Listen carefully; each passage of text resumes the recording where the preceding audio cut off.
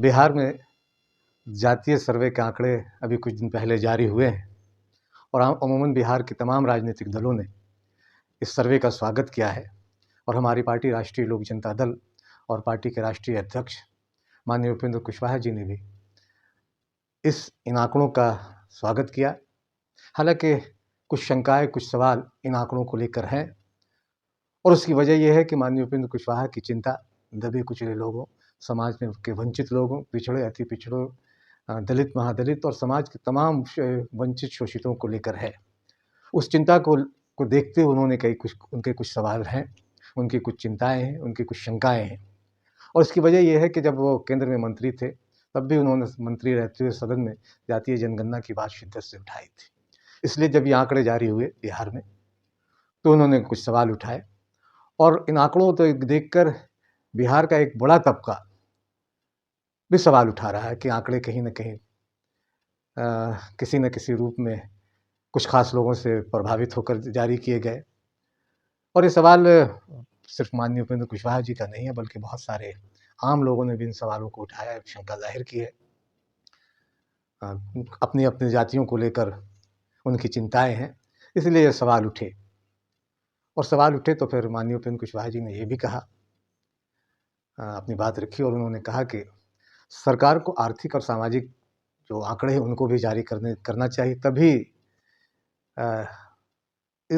इन आंकड़ों का कोई मतलब, कोई अर्थ निकलता है।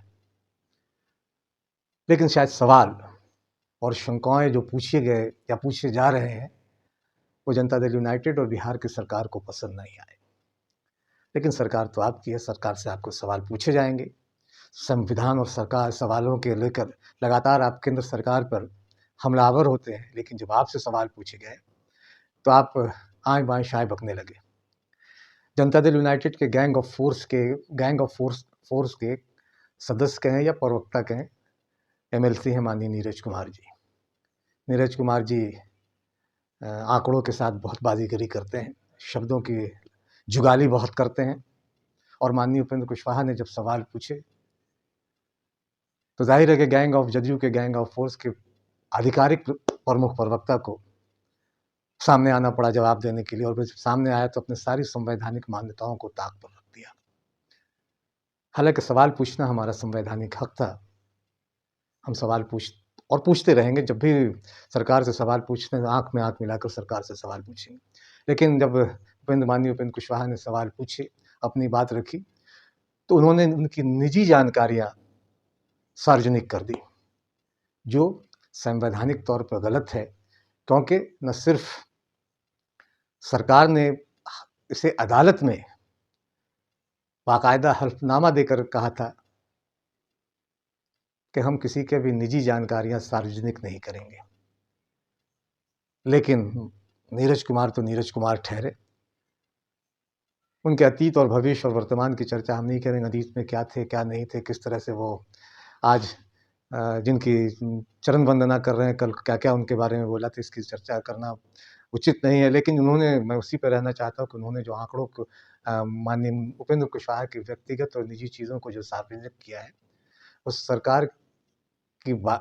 सरकार ने जो शपथ पत्र दाखिल किया था, जो वादा किया था, जो चीज़ें बताई थी, उसका उन्होंने उल्लंघन किया है। और जो निजी जानकारी दी है वो नहीं देनी चाहिए थी उन्हें, लेकिन उन्होंने दी। और जाहिर है कि इसके बाद जब उन्होंने इस तरह की बातें की तो इससे शंका और भी पैदा होती है कि कुछ तो मामला गड़बड़ है। और अब उनकी नीरज कुमार की ही भाषा में अगर बात करें तो निजी आंकड़े जारी करते हुए माननीय नीरज कुमार जी, आपको लज्जा नहीं आई? आप संवैधानिक पद पे हैं, आप एमएलसी हैं, आपने संविधान की शपथ ली है, एक जर्रा बराबर भी लज्जा नहीं आई इस तरह का संवैधानिक काम करते हुए? माननीय उपेंद्र कुशवाहा की निजी जानकारी को सार्वजनिक करते हुए अब सरकार और जनता दल यूनाइटेड की जिम्मेदारी है कि ये बहुत गंभीर मसला है और ये गंभीर सवाल हम उठाते हैं राष्ट्रीय लोक जनता दल की तरफ से कि ये गंभीर मामला है, इस पे सख्त कार्रवाई हो। और अगर सरकार और जनता दल यूनाइटेड कार्रवाई नहीं करती है तो कोर्ट को संज्ञान लेना चाहिए, क्योंकि ये अदालत के अवमानना का मामला भी बनता है। और जहाँ तक सवालों की बात है, तो हम सवाल तो करते रहेंगे माननीय नीरज कुमार जी और जदयू के गैंग ऑफ फोर्स को लेकर, कि जदयू तो अब एक खाली डब्बा रह गई है, डब्बा बनकर रह गया है। लेकिन जो मामला है, ये मामला बहुत गंभीर है। उन्होंने कोर्ट में, अदालत में हलफनामा देकर अदालत की अवमानना की है। इसलिए सरकार को इस पे गंभीरता से विचार करना चाहिए, जनता दल यूनाइटेड को इस पे गंभीरता से विचार करना चाहिए और नीरज कुमार के खिलाफ सख्त कार्रवाई करना चाहिए। ये हमारी और हमारी पार्टी राष्ट्रीय लोक जनता दल की मांग है।